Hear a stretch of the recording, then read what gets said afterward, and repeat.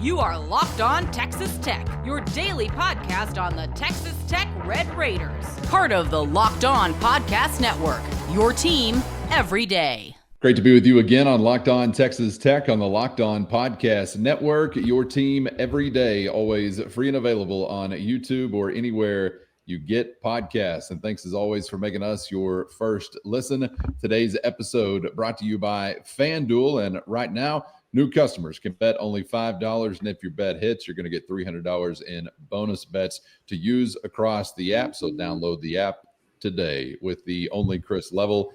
I'm Casey Cowan. Chris, great to be back with you once again as we are now looking ahead to a conference opener from Salt Lake City.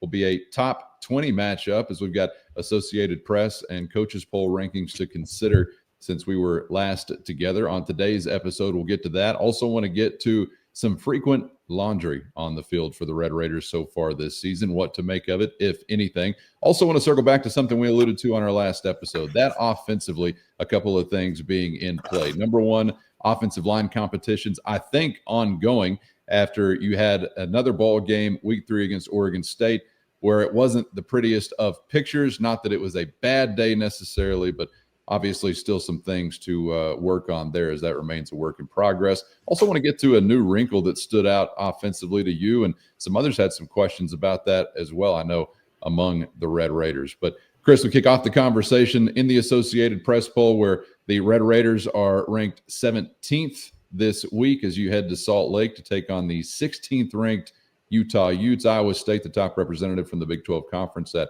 number 12. What do you make of it?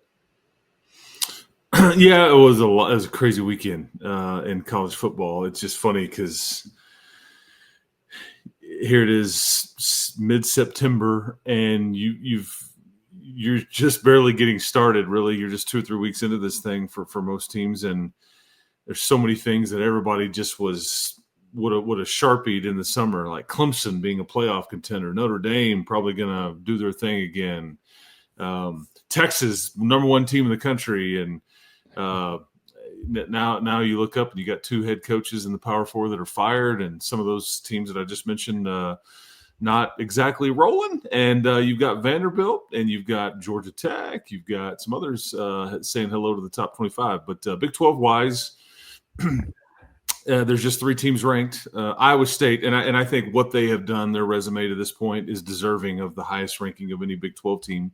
I think everybody's got Utah and Texas Tech as kind of this also a contender. I don't disagree with that at all, and we'll find out a lot this weekend in Salt Lake City. But I think that both teams have a chance to still be ranked after this game coming up this weekend if it's a close competitive game. If one team blows out the other, then maybe somebody falls out. But I think this is probably a correct pecking order. But I think it's good that you're obviously moving up. Utah moved up. It's good to win and not get punished or drop like you did a couple of weeks ago. No doubt. And Texas Tech, last I saw on FanDuel, opening up as an underdog. What was it, 4.5, 5.5 or so, Chris? Mm-hmm. Yeah. And I don't know. Maybe a little higher than I would have thought. I think, but this is going to be a close game. I think points will be at a premium. But I guess I know I'd be willing to bet you that Joey will use this a lot all week and put this in front of his guys' faces repeatedly and remind them over and over and over and over again about you're the underdog here, man. Like nobody believe, whatever card you want to play, but.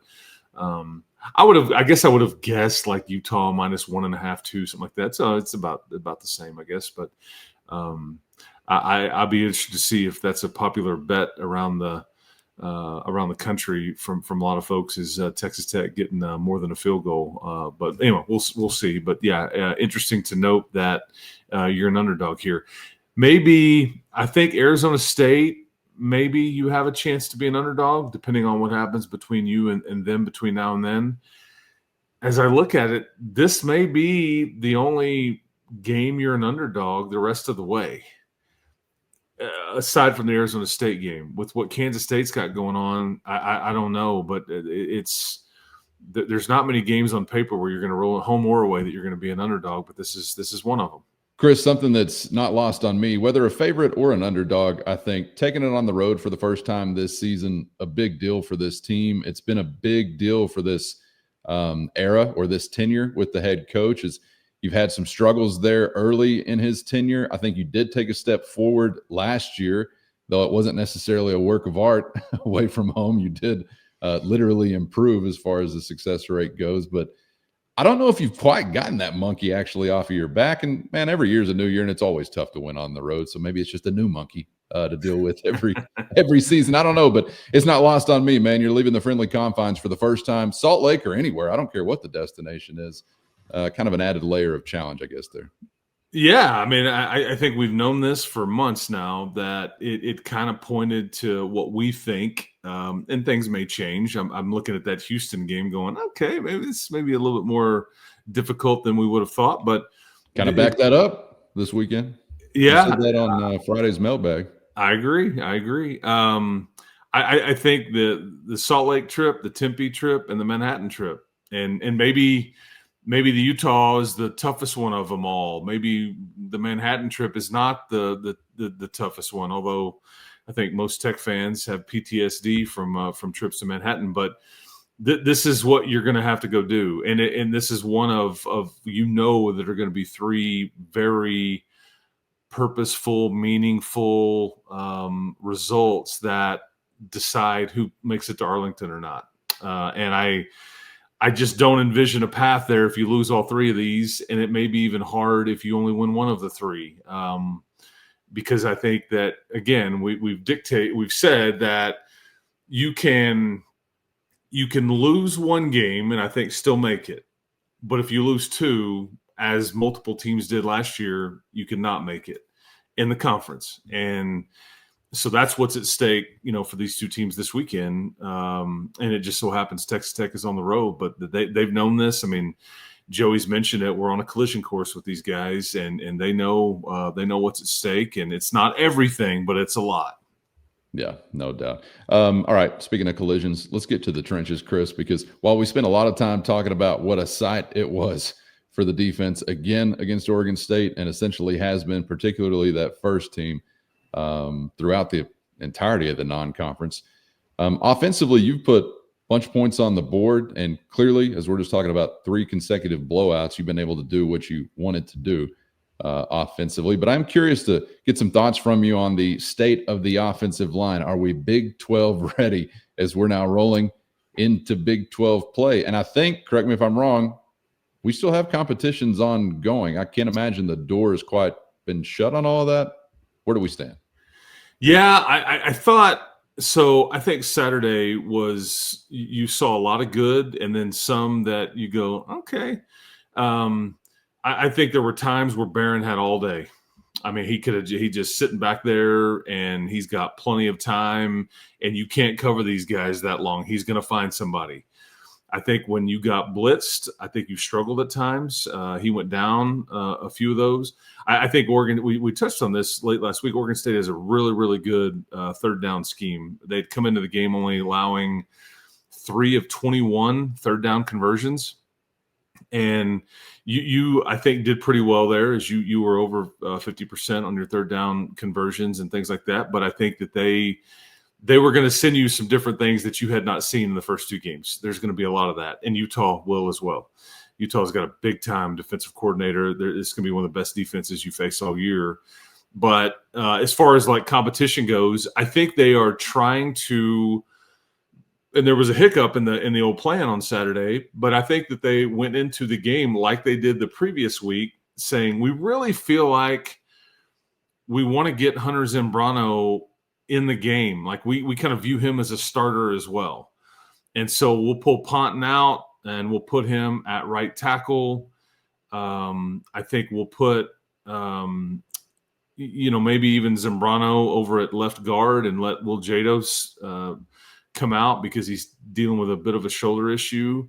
But Hunter Zambrano didn't even play Saturday because he had some food poisoning, I think, according to Coach McGuire. And so probably slipped under the radar for a lot. And so you weren't, not able to kind of continue with the rotation and all that. But I would guess if Hunter's okay, then he'll that'll kind of be the plan this week. So yeah, I guess you're still theoretically kind of tinkering with this or trying to develop some chemistry and all those things. But again, you're arguably going to go against the best defensive line you see all season this weekend. Oh, terrific. Okay, so coming into fall camp, like within that context and what you hoped would have happened, I think we're talking about some delayed progress here because of the guys that were unavailable and Right. all that we know. As we sit here now, going back to where we were to start the season, guys you had available. We know Jacob Ponton is going to be in there at right tackle at that point in time. How would you, within that sort of adjusted context or updated context, I guess, grade the progress that's been made through those 3 weeks? Do you feel like where they expected to be? Are we behind? What would your read be there? First, today's episode brought to you by The Game. Quick question for all you college football fans out there. If you could go back in time, sit front row at your school's biggest rivalry game, say in the 80s or the 90s, what hat do you see yourself wearing? Could it be this slick-looking lid I'm rocking right now from The Game? Yes, that's the correct answer. It would definitely be this one. These aren't just hats. They're the vintage Americana we grew up with, the same style fans wore in the days of our youth. And guess what? They still go for the same price now that they did back then. Just go to thegamecaps.com and use our code LOCKEDON, and you're getting this classic tech cap for only $16.99. Again, that's at thegamecaps.com with our promo code LOCKEDON for this vintage Red Raider lid and a whole lot more for only $16.99 right now at thegamecaps.com. Grab your team's classic bar or circle retro design and use our code Locked On for an exclusive discount, because legends only wear the game. Today's episode brought to you by 5 Hour Energy, and it's time to fuel up and turn it up with 5 Hour Energy Transfusion. This grape ginger and lime flavored shot brings the iconic taste of a golf course favorite to a non-alcoholic boost, making it a hole-in-one for your energy game when you're out on the course, or if you're needing just a little extra push anytime to power through your day. 5 Hour Energy Transfusion delivers the clubhouse flavor you love without ever leaving the green. Now you can amp up the fun even more. Just buy, snap, and enter for a chance to win a dream golf trip for 2 to any golf tournament in the USA. Visit 5HE, that's 5FIVEHE win.com for full rules and entry.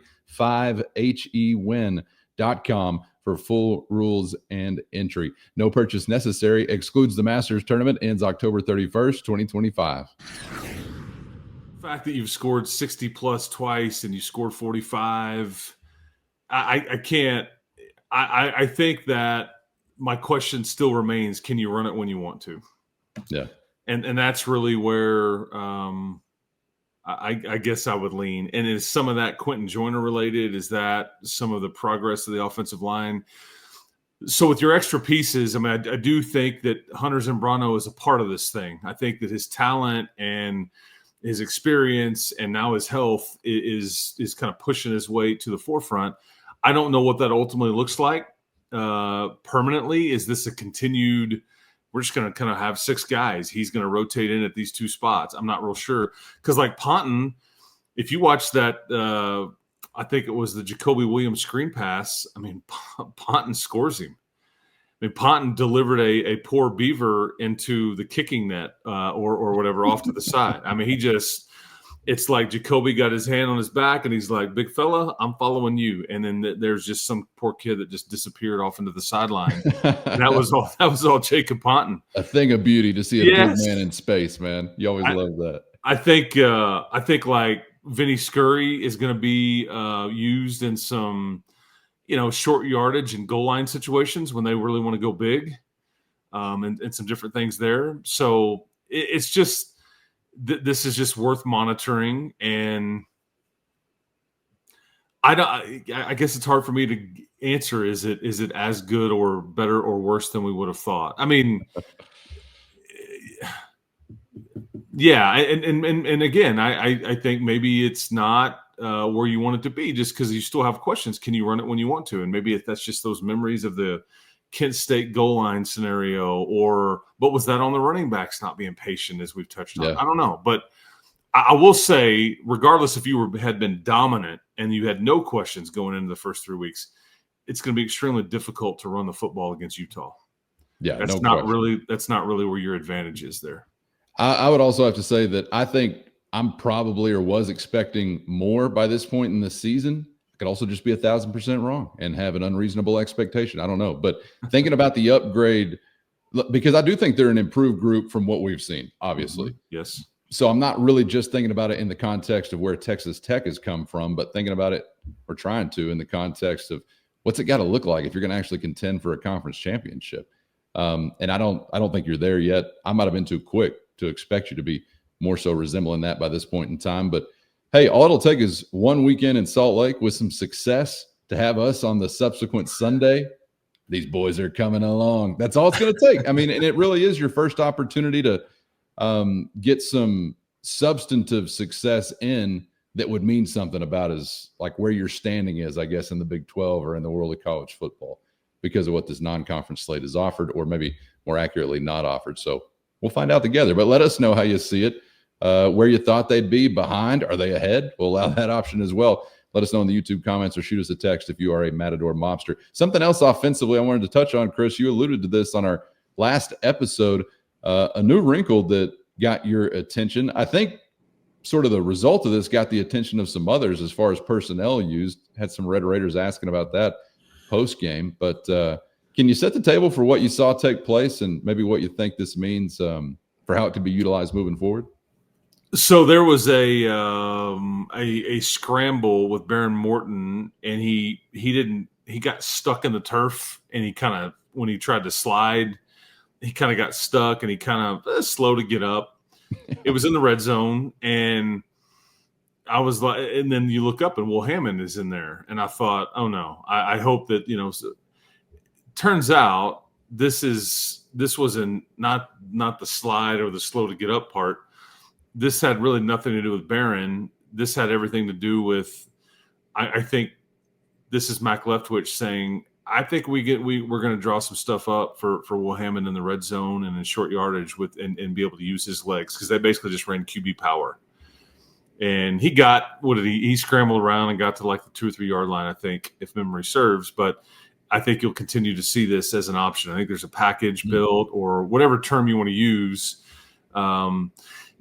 There's some teams that have had a backup quarterback that's more than capable, that is same as, but just has better wheels. I mean, I look like how Texas used Arch Manning last year when Quinn Ewers was the quarterback, and he was kind of the running threat or the short yardage guy and all that. I don't know if you're gonna tilt that way as much, but I think they're trying to give them some advantages in the red zone. And this is one of the things that we have kind of wondered aloud about. Can you be as good as you were last year? Because you were big time with Jalen Conyers and Brooks and the different options.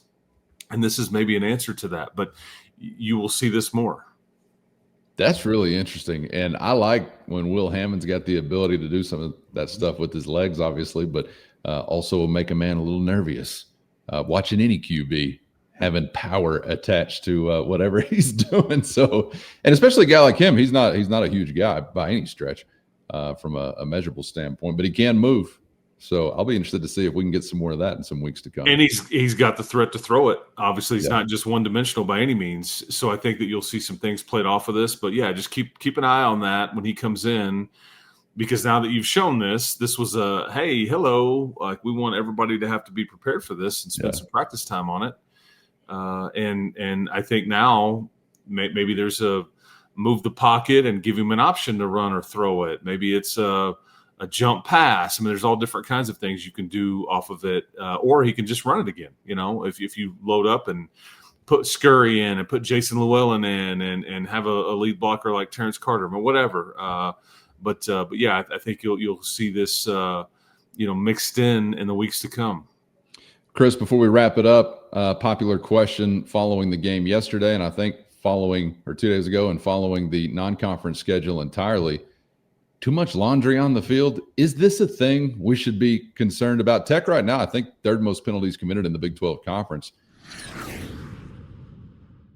First, today's episode brought to you by PrizePicks, the daily fantasy app where making the right call can actually pay off. We all make decisions every day, but on PrizePicks, being right means cashing in. And with football back, PrizePicks is the simplest and fastest way to get in on the action. Just pick more or less on 2 to 6 player projections, and you can turn your takes into real prizes, all in less than 60 seconds. You're going to love how easy and simple it is to use. And of course, PrizePicks puts their members first, so all withdrawals are fast, safe, and secure. Download the PrizePicks app today and use our code LOCKEDONCollege to get $50 in lineups after you play your first $5 lineup. That's code LOCKEDONCollege to get $50 in lineups after your first $5 play with PrizePicks. Run your game. First, today's episode brought to you by FanDuel. The NFL season is here, and FanDuel is making sure you're ready for kickoff with a can't-miss offer. Right now, new customers can bet only $5, and if your bet hits, you're getting $300 in bonus bets to use all across the app. Player props, building a same-game parlay, or even jumping in live as the action unfolds. Any way you like it, FanDuel has you covered, and it's quick, easy, and secure every time. Ready to play? Download the FanDuel app now by visiting FanDuel.com to get started. That's FanDuel.com to place your first $5 bet.